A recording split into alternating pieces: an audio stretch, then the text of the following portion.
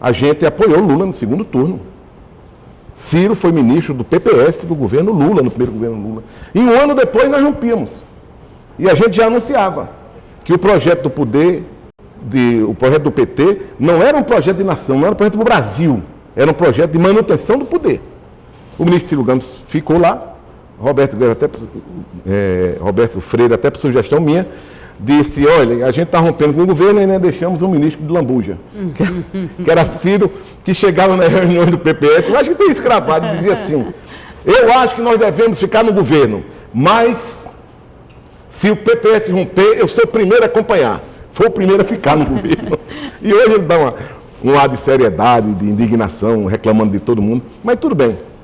Então essa crise é muito grande. Depois da crise na economia, porque o modelo do primeiro governo Lula foi um modelo ainda de ajuste do Plano Real. Ele começou a ajustar um pouco e começou a não mudar. Os pilares da economia foram os mesmos, né? Meta de inflação, controle da política fiscal, né? Ele tinha os pilares da economia fundados pelo PSDB. No segundo governo, aí veio a tal da nova matriz econômica. Essa nova matriz econômica começou a apostar no consumo. O mundo surfando na gastança de dinheiro, o Brasil é um país que infelizmente só produz commodities. Nós não temos investimento no parque tecnológico, a nossa capacidade industrial tem sido deteriorada de forma drástica. O Brasil não tem inovação, o Brasil não aposta na ciência como motor de desenvolvimento, embora você tenha um parque natural de biodiversidade maravilhoso que em qualquer país do mundo não você teria. Essa não seria também uma função do empresariado? Seria, como foi no mundo capitalista desenvolvido, em parceria com o Estado no ponto de vista do seu desenvolvimento, do seu incentivo. Que são as áreas de excelência no país. Esse assunto é muito interessante e vamos fazer uma pausa e retornamos logo em seguida.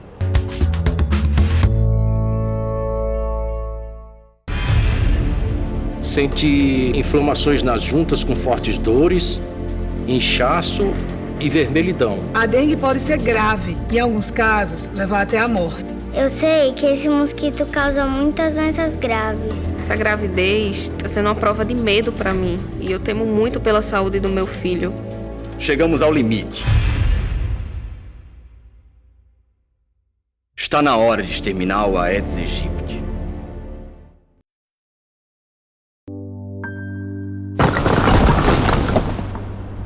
O futuro que espera as crianças que trabalham é o do subemprego e da insegurança.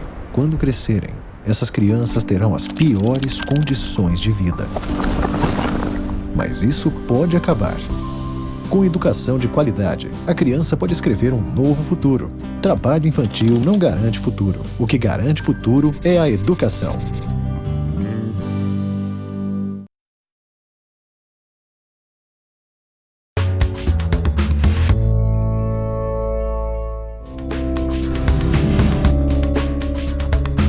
Nosso convidado de hoje é o ex-deputado Valber Lopes Pinheiro Júnior. Virgínia. Pois é, a gente conversava aqui no intervalo sobre a falta de nomes femininos. Inclusive, hoje pela manhã, revendo um pouco da entrevista que o presidente Temer deu acho que à Rede Globo, ele falava em destinar a Secretaria de Cultura, que perdeu o status de ministério, a um nome feminino. Esse nome vem do PPS? Eu pergunto a você. E outra coisa, há possibilidade também desse retrocesso que o presidente fez, sendo uma força da opinião pública, já que ele montou um ministério só formado por homens? Olha, eu acho que a macropolítica não é uma questão de gênero. É uma questão de você escolher pessoas que você acha que sejam qualificadas, que tenham respaldo político e que tenham capacidade de trazer para a sociedade e para o governo o resultado que eles desejam, né?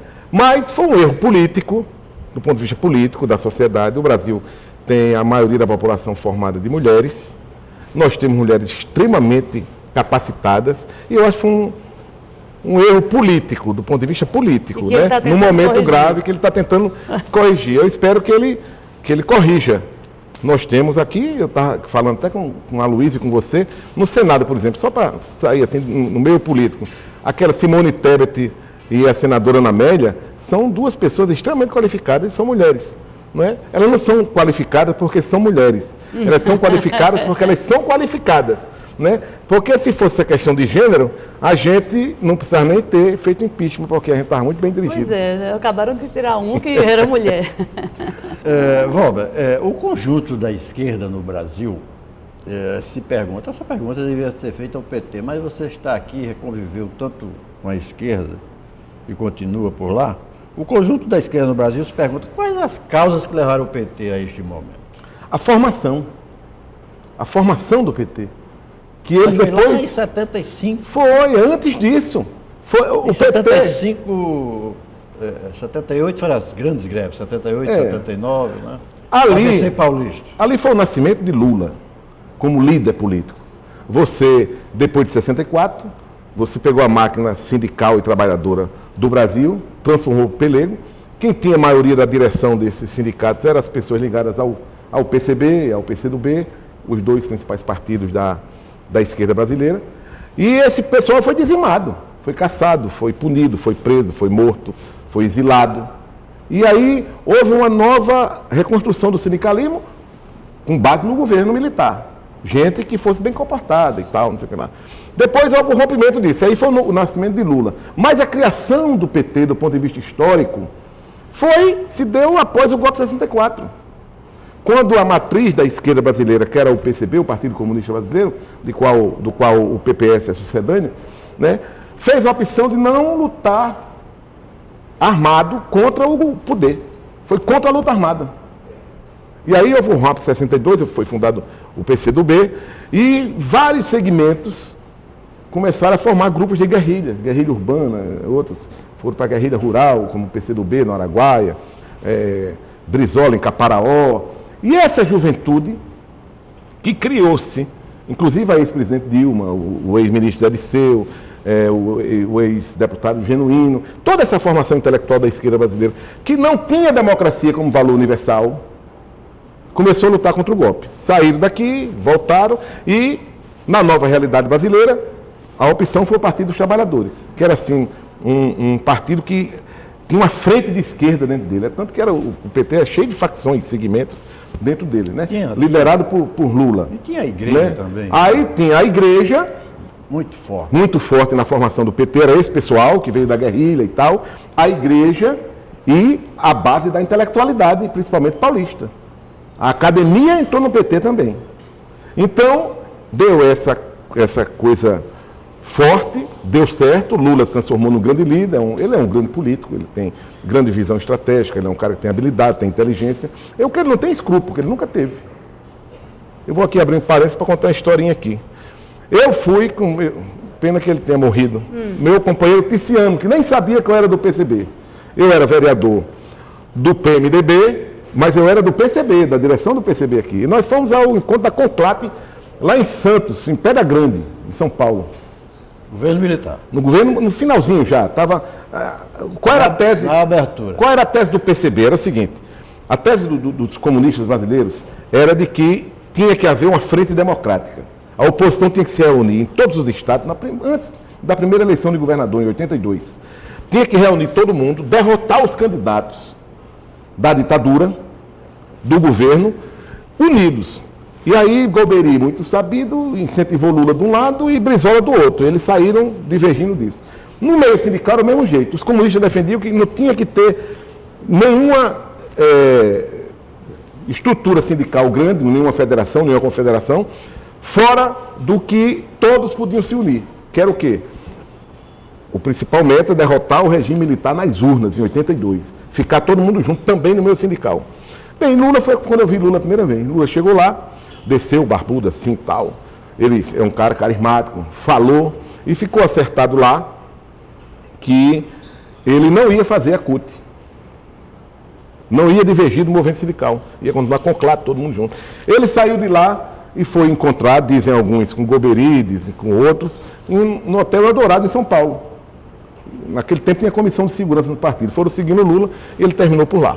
Eu sei que, sendo verdade ou sendo mentira, porque ele se encontrou lá, invenção e tudo, o resultado concreto disso é que o PT lançou o candidato a governador, houve a divisão do movimento sindical e a oposição, que poderia ser muito mais forte, se enfraqueceu.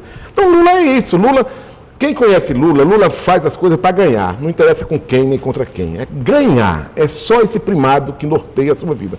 Tem habilidade, tem inteligência, tem competência. Tudo tem. Isso não quer dizer que não tem, não. Outro fator. Mas ele tem essa questão, assim, do ponto de vista da individualidade, essa questão que é grave. Vamos ver como é que ele está nesse momento, Pois é. quando o projeto político foi interrompido, pelo menos suspenso nesse momento.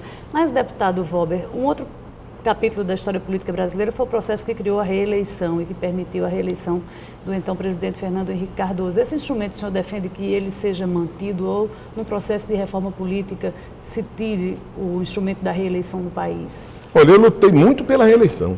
Eu acreditava no Instituto da Reeleição, como muitos brasileiros. Hoje eu questiono isso, sabe, Virginia? Não tenho uma posição ainda amadurecida, aprofundada, formada. Mandato maior. O mandato maior, eu questiono a reeleição. Sabe por quê? Porque na nossa cultura, na cultura política brasileira, o cara assume com a intenção de ser reeleito. E só isso. Mais nada. Nada importa a ele. Ele faz assim como Dilma disse, mais ou menos. Ele começa a fazer. Dilma, como era uma pessoa com inteligência acima do comum, aí ela dizia assim na Paraíba: eu faço diabo para ganhar a eleição. Né? Os outros que são mais normais não dizem isso, né? Mas trabalham para não ter o desgaste, né? Não ter o desgaste de medidas, por exemplo, com a reforma da Previdência. É um negócio polêmico, que vai ajudar a nação daqui a 20 anos, 10 anos. E se você não fizer, vai afundar o Brasil. E qualquer medida na Previdência para curto prazo não existe. Não existe. E aí seria uma mudança profunda que o parlamento não aprova. Pois é, não aprova, porque o parlamento também dá de olho na eleição. Né? Ele tem medo que as bases sindicais, os aposentados fiquem contra, mas ou a gente modifica a Previdência, como o mundo todo está fazendo, porque a ciência, a tecnologia, as relações do homem com o meio ambiente, apesar de todas as denúncias, tem melhorado, o homem tem vivido mais. E aí daqui em 2030, 2040, 2050, já tem mais gente velha do que gente nova trabalhando. A gente tem que resolver essa questão, que é muito grave. Né? Então o cara que é candidato à reeleição, ele não quer enfrentar isso. Não. Ele não quer enfrentar isso. Ele não quer enfrentar os sindicatos médicos, por exemplo. Né? Ele não quer enfrentar nenhuma estrutura dessas organizada no Brasil, né, que defenda os interesses corporativos. Né? Agora eu estava vendo assim... Com um mandato só seria mais fácil enfrentar isso? Presidente Temer, eu acho. Porque ele não está preocupado com a reeleição dele. Até o partido dele ele podia estar, mas ele fica mais livre para tomar as eleições. Eu estou vendo no jornal, olha, estão querendo privatizar aquilo, Que preconceito é esse? Isso tem que ter um debate. Tem que ter um debate para saber se privatizar é bom ou ruim. Na fila Correios e Infraero. Na fila Correios e Infraero, quer saber se é ruim. Os aeroportos estão privatizados. Tem melhorado os aeroportos no Brasil? Tem. Se fosse todo estatal, como era, estavam bons. Né? Quer dizer, é um preconceito danado. No governo do PT queriam vender a Gaspetro. Ninguém dizia nada. Não vendeu porque Dilma saiu. Mas o Temer vendia também. Se eu entendi bem, deputado, o tratamento que nós damos aqui no programa é deputado. Né? Sente saudades? Bem, o ex-deputado, né? Quando me chama assim nos outros lugares, deputado, some, pelo amor de Deus, eu era. Não sou mais não. Mas, deputado, se eu entendi bem o seu discurso, é possível ter uma esquerda para o capital? É possível Lula no governo dele, ele seguiu um livrinho mais ou menos direito. Não? Seguiu no primeiro governo, mais ou menos. Uma esquerda para o capital, é possível. Tem que ter uma esquerda democrática, uma esquerda contemporânea ao seu tempo. A concepção filosófica e econômica da esquerda, com o processo revolucionário vitorioso, que foi primeiro na União Soviética, depois em todo o leste europeu e depois de um terço do mundo, fracassou. Não deu certo. Lamentavelmente. E mais, da concepção que nós todos defendíamos da esquerda, né, o tal do marxismo-leninismo, era uma economia planificada, dirigida pelo Estado, e esse Estado centralizado através de um partido chamado a ditadura do proletariado. E esse partido se transformou logo no guia genial dos povos através de Stalin. Quer dizer, o culto à personalidade e as religiões que a esquerda marxista divergia, que aquilo alienava o povo. Marx tem uma frase genial, ele diz assim, a religião é o ópio do povo. Né? Aí começou a ser Stalin, o ópio do povo. Porque ele era o guia genial, Mao Tse Tung, o guia genial, o Fidel Castro, o guia genial. A gente, na esquerda, começou a produzir nossos santos. E esses santos nossos eram santos assim, um pouco perversos. Porque eles não permitiam a divergência, não permitiam a criação de novos partidos, não permitiam o debate e assassinavam cruelmente os seus adversários. A esquerda matou politicamente milhões de pessoas. E Stalin, quando ele assumiu o comando da União Soviética, logo após a morte de Lenin, ele vinha organizando o Partido Comunista da União Soviética antes, um pouquinho disso. No final de 37, 38, por aí, ele tinha morto quase todos os líderes da Revolução Bolchevique, porque divergiam dele. Quer dizer, é um negócio absurdo. Então isso fracassou do ponto de vista político, do ponto de vista da direção do Estado e do ponto de vista da economia.